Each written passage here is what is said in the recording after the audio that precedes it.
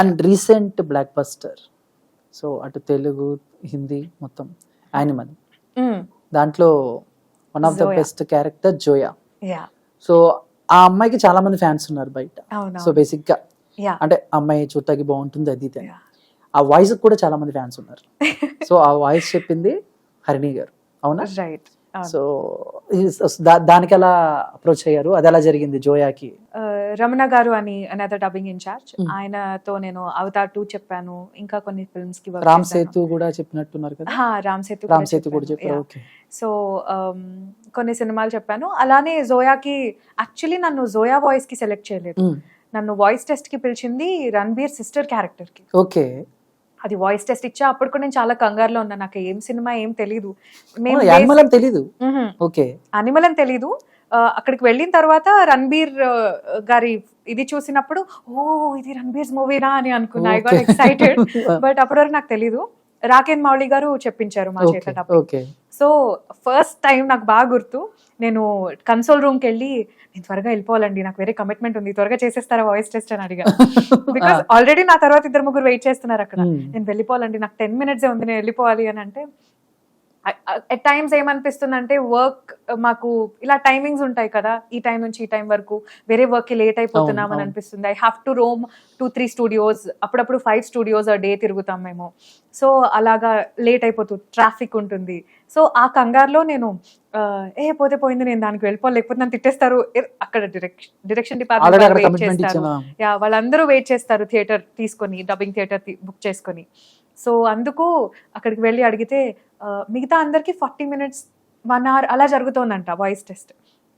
నేను వెళ్ళాను, రాకేన్ మౌళి గారు ఆయన గురించి విన్నా కానీ ఆయన నాకు తెలీదు. సో ఐ వాజ్ లైక్, నన్ను పంపిస్తారా త్వరగా అని అంటే ఆయన 5 minutes లో మిమ్మల్ని పంపిస్తా అన్నారు. లేదంటే ఎక్కువసేపు అవుతుందంటే నేను రేపు వస్తా అని చెప్పా. నాకు కొంచెం కంగారు ఎక్కువ బేసిక్గా. లేదు ఎక్కువసేపు అవుతుందంటే చెప్పండి, నేను రేపు వస్తా అని చెప్పా. లేదు మిమ్మల్ని పంపించేస్తామన్నారు. వెళ్ళారు. ఆ సిస్టర్, యంగర్ సిస్టర్, ఆ అమ్మాయికి చాలా తక్కువ డైలాగ్స్ ఉంటాయి సినిమాలో, ఏవో ఒక 2 డైలాగ్స్ చెప్పించారు. ఓకే అని చెప్పి వెళ్ళిపోమన్నారు. అదేంటి వీళ్ళు ఏమైనా ఫీల్ అయ్యారా అని అనుకున్నా. బట్ లక్కీలీ నెక్స్ట్ టైం నన్ను మళ్ళీ డబ్బింగ్ చెప్పేద్దు అని పిలిచారు. అక్కడికి వెళ్ళిన తర్వాత జోయా, అదేంటి ఈ అమ్మాయి కాదు కదా నేను వాయిస్ టెస్ట్ ఇచ్చింది, మళ్ళీ స్టార్ట్ చేసా. ఈ అమ్మాయి కాదండి నేను వాయిస్ టెస్ట్ ఇచ్చింది, మీరు కన్ఫ్యూజ్ అవుతున్నారు అని. లేదు ఈ అమ్మాయికి చెప్పు అన్నారు. ఐ డోంట్ నో, ఒకటే సీన్ అన్నారు. ఒకటే సీన్ ఒక ఐ థింక్ 6-7 hours చెప్పాము ఆ సీన్. అవునా? 1-2 సీన్స్ ఉంటాయి చిన్నవి తను ఉన్నవి. ఒక పెద్ద సీన్ ఉంటుంది వేర్ తను రణబీర్ కి నిజం చెప్తూ ఉంటుంది. ఆ సీన్ ఒకటి, ఇంకొకటి లాస్ట్ లో ఒక చిన్న సీన్ ఉంటుంది, అంతే. దానికి I think we gave 6 good hours పట్టింది. బికాజ్ హిందీ నుండి తెలుగు అక్కడికక్కడ చిన్న వర్డ్స్ సింక్ అవ్వాలి, లిప్ సింక్ అవ్వాలి, అన్నీ అవ్వాలి అని చెప్పి. సో ఆ టైంలో అనుకున్నా ఇది ఒక్క సీనే కదా, ఎవరు చూస్తారు, ఎవరు గుర్తుపడతారు అనుకున్నా. But that brought me really good recognition. చాలా మంది అంటే తనకు కూడా ఆ క్యారెక్టర్ ప్లే చేసిన తనకు కూడా ఫాలోవర్స్ సంథింగ్ కొన్ని lakhs లో ఉండాలి. సినిమా రిలీజ్ అయిన తర్వాత మిలియన్స్ కి వెళ్ళిపోయాయి. దగ్గర ఒక 2.5 million 3 million వరకు ఫాలోవర్స్ వెళ్ళిపోయారు. అంటే ఆ క్యారెక్టర్ ఇంపాక్ట్ అంత. అలాంటి క్యారెక్టర్ కి మీరు డబ్బింగ్ చెప్పారు. అది నాకు చెప్పేటప్పుడు అస్సలు తెలియలేదు. రిలీజ్ అయినప్పుడు ఐ వాజ్ లైక్, ఇంత హైప్ అవుతుంది ఏంటి ఈ అమ్మాయి అని అనుకున్నా. ఎక్కడో క్యూట్ గా హస్కీగా ఉంటుంది వాయిస్. అంటే ఐ థింక్ రణబీర్ గారు స్మోక్ చేస్తున్నప్పుడు ఒక డైలాగ్ చెప్తారా, ఏమైనా గుర్తుంది మీకు ఆ డైలాగ్? ఈ పరిచయానికి చాలా థ్యాంక్స్, ఇంకొకసారి ఆ గుండె కొట్టుకుంటుంటే చూడాలనిపించింది. ఆయన స్మోక్ చేస్తూ ఉంటారు, ప్లీజ్ థ్యాంక్ యూ, అంతే. చాలా కష్టం. మొత్తం మీద ఆవిడున్న సీన్స్ అన్నిటికీ ఒక 6-7 hours లో మీరు డబ్బింగ్ చెప్పేశారు. That took the longest. నేను అప్పుడు వెళ్ళేటప్పుడు కూడా చెప్పా డిపార్ట్మెంట్ వాళ్ళకి, ఒక్క సీన్ ఇన్ని అవర్స్ చెప్పడం నాకు కూడా ఫస్ట్ టైం అండి అని. సందీప్ రెడ్డి వంగ గారు లేరా అప్పుడు? లేరండి. లేరు. ఓకే. సో అంటే రిలీజ్ అయిన తర్వాత చూసిన తర్వాత ఆయన దగ్గర నుంచి ఏమన్నా కాంప్లిమెంట్స్ ఇలాంటి? డబ్బింగ్ కి మంచి నేమ్ వచ్చిందండి. అందరూ డబ్బింగ్ ఆర్టిస్ట్స్ కి, ఈవెన్ తెలుగులో ఆ డైలాగ్స్ రాసిన రాకేన్ గారికి, వీళ్ళందరికీ మంచి పేరు వచ్చింది. సో మొత్తం మీద యానిమల్ ఒక టర్నింగ్ పాయింట్ అని చెప్పుకోవచ్చు. చెప్పొచ్చు.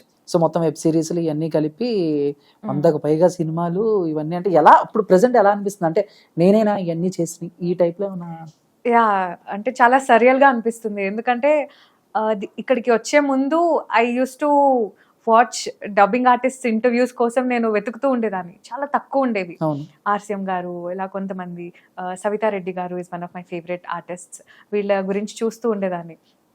ఐ యూస్ టు థింక్, అరే నేను కూడా ఇలా డబ్బింగ్ ఆర్టిస్ట్ అయితే బాగుంది అనిపించేది. I don't know why a lot of people ask me, ఎందుకు dubbing, why not dancing, why not acting, ఇవన్నీ ఎందుకు కాదు, why just dubbing? Because dubbing is very చాలా ఆఫ్ బీట్ కెరియర్ అని నాకు అనిపిస్తుంది. అందరూ యూజువలీ చూస్ చేసుకునే కెరియర్ ఆప్షన్ కాదు. ఇప్పుడు చాలా మంది యాక్టర్ అవుతా అంటారు, ఇంజనీర్, డాక్టర్, డబ్బింగ్ ఆర్టిస్ట్ అవుతా అని ఎంతమంది, యా డబ్బింగ్ ఆర్టిస్ట్ అవుతామని చాలా తక్కువ మంది అంటారు. But that has been a dream to me. Yes, అంటే ఇప్పుడు మామూలుగా తెలుగు సినిమాలకే కాకుండా వేరే వేరే లాంగ్వేజ్ లో కూడా మీరు డబ్బింగ్ చెప్పారు. అంటే ఒక్కోసారి ఏంటంటే ఇవి కొంచెం ఇబ్బంది పెట్టే డైలాగ్స్ కూడా చెప్పాలి.